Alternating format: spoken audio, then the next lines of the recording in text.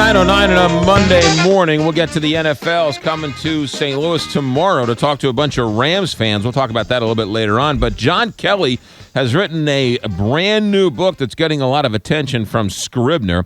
It's called Never Surrender, Winston Churchill and Britain's Decision to Fight Nazi Germany in the Summer of 1940. John Kelly, welcome to Big 550 KTRS.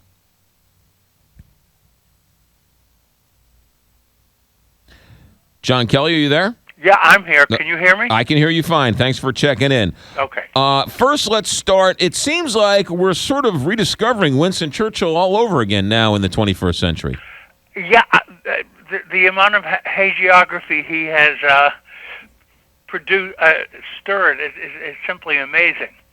And he was a truly great man, although in my book I'm provide I think is a more nuanced view of him. He was great at certain things, not so great at others. All right, let's get to it. First of all, to understand the World War II, to understand England in 1940, you sort of have to set the scene. Set the scene for us in Great Britain in 37, 38, 39. Well, the book 38 is when 1938 is when the Munich conference was held, and Churchill's predecessor, Prime Minister Chamberlain, more or less gave the store away to Germany. The following year, 1939, in September, the Germans invaded Poland. 10 months later, there was 10 months of what is called the Phony War, in which Churchill remained Prime Minister. But the Phony War ended on May 10th, 1940, when Germany invaded France. Within a week, it was clear that Germany was going to defeat the France that had held it off for 4 years during the World War I. And in Britain, the feeling was Chamberlain had to go, and a stronger prime minister and a prime minister who really wanted to carry the fight to the Germans was the kind of leader that Britain needed, and Winston Churchill was that person. What Churchill had more than anything else is great leadership skills. He could make people believe at the worst moments of the summer of 1940, and Britain's fate was on the edge for those 3 months. He rallied people who were frightened and uncertain, and really they got behind him. Morale stiffened, and they were able to withstand the invasion threat and the Battle of Britain and the loss of 30,000 people during the Blitz, which began in the fall of 1940, without the slightest sign of morale breaking. John Kelly, amazing accomplishment. John Kelly, our guest. The book is called Never Surrender, Winston Churchill and Britain's Decision to Fight Nazi Germany. John Kelly, I didn't know this. It's sort of left out of the history books, but there were people inside his cabinet, inside Churchill's cabinet, who were telling him to cut a deal with the Nazis? Yes. In May of 1940, in the last 2 weeks of May of 1940, when it became clear that Germany was going to defeat France, and it was going to defeat it within a few weeks, the War Cabinet, which are the 5 ministers that were in charge of running the war for Britain, there was a split. Whether it was there were a number of ministers led by the Foreign Minister, Lord Halifax, who believed Germany could not be beaten, and that if Britain tried to stayed in the war alone after France fell, she would lose. Not only would she be invaded, she would lose her empire. She would lose most of her wealth. That if even by some miracle she managed to defeat the Germans, it would be a Pyrrhic victory. She'd be left with nothing afterward. And that faction in the War Cabinet began pressing Churchill to seek terms with the Germans, and Churchill was absolutely determined to keep Britain in the war. And during those 2 or 3 weeks, he not only argued the case, but he manipulated the documents his colleagues saw in the War Cabinet to always make Britain's position look better than it did. There was no never surrender is really the appropriate name for that book, because he was determined that Britain would never surrender. The book is called Never Surrender. John Kelly, our guest, the author of the book. During this time, when he was manipulating documents inside his own cabinet, what were the conversations between him and FDR about? Basically, what they were Churchill, begging is a strong word, but it came very close to that. Roosevelt for more American aid, and Roosevelt really not providing much, not giving moral support, but very little physical support. I mean, in June of 1940, after France had fallen and a German invasion of Britain was expected imminently, Roosevelt sent 500,000 rifles to Britain and some other aid, but nothing major. There were a number of reasons for that, starting with the fact that America didn't have much of an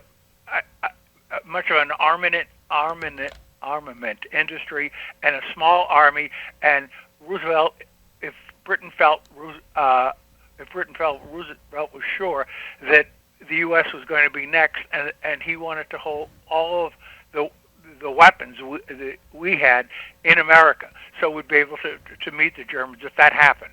And so basically, during that summer, America provided almost no aid, and Churchill, midway through the summer, just as the Battle of Britain was beginning, which was on July 10th, decided the only way we're ever going to convince the Americans to really give us full-throated aid is to stop asking them for help and to show them that we cannot be defeated, to show them that we have the determination to stay in this fight to the very end. And that actually worked. When Britain won the Battle of Britain, American aid began to flow in much greater quantities, and eventually, by the end of 1940, Roosevelt had been after Churchill had been after Roosevelt to provide Britain with 50 old American destroyers. That's called the Lend-Lease deal. Sure. And Roosevelt had resisted that request for 6 months, but by December of 1940, after Britain's performance in the Battle of Britain, he went to Congress, and they agreed to send 50 old American destroyers to Britain. John Kelly, our guest. The book is Never Surrender. Too many questions here. That's why you're going to go out and buy the book. But John, quickly, another minute so while I still have you. Britain had a great Navy and hadn't basically funded and or invested in their Air Force. Germany bombed them into submission. How did Britain survive that? And did they just survive as opposed to win it outright? I think it's fair to say they survived. The numbers of planes shot down by the number of aircraft losses of Germany and Britain were roughly equal, but Britain had a number of advantages. For one thing, the German planes had very short range. They could only 125 miles was the most they could fly. So they could only be over Britain for 10 to 15 minutes attacking. And that Britain also had the chain home system, the radar system, so that they could place their planes more effectively to meet each attack. And the other thing is that good as German pilots were, the German Air Force was basically designed to be kind of flying artillery, meaning to support the infantry attacks. And when they found themselves in a strategic air-to-air battle with the British, who had been planning for that kind of war, they were out. The British were able to hold their own. Interesting stuff. The book is Never Surrender, Winston Churchill and Britain's Decision to Fight Nazi Germany in the Summer of 1940. John Kelly, thanks for your time. Good luck with the book. Thank you very much for having me. 920 here, Big 550, KTRS. A couple of times in that conversation, he mentioned how the Germans sort of walked through France, and unlike in World War I, where they spent 4 years on the Western Front and they had trench warfare where they would fight for weeks over 100 yards, and yet in World War II, they just sort of marched and took over Paris, and then everybody knew we were in trouble. I had a very smart person tell me that the reason why Germany walked through France in 1940 and why the French were considered, the French were considered not very good fighters, not tough. They needed everybody else to come bail them out, was because 20 years earlier, they fought for 4 years on the Western Front. They fought tooth and nail. They fought for 4 years, undermanned, and so many men died. They weren't there to father the next generation. So 20 years later, when the Germans came again, there wasn't anybody to defend them because the fathers all died, and there was just this generational void because so many boys weren't born because so many men never came back. And so the reason why they walked through France in 1940 was because there was nobody there to defend the country. It's an interesting look on things, but thought that'd be interesting. 922 here, Big 550 KTRS. When we come back, we'll talk about the NFL coming to St. Louis. They want to hear from Rams fans. We'll talk about it next in the Big 550 KTRS. AM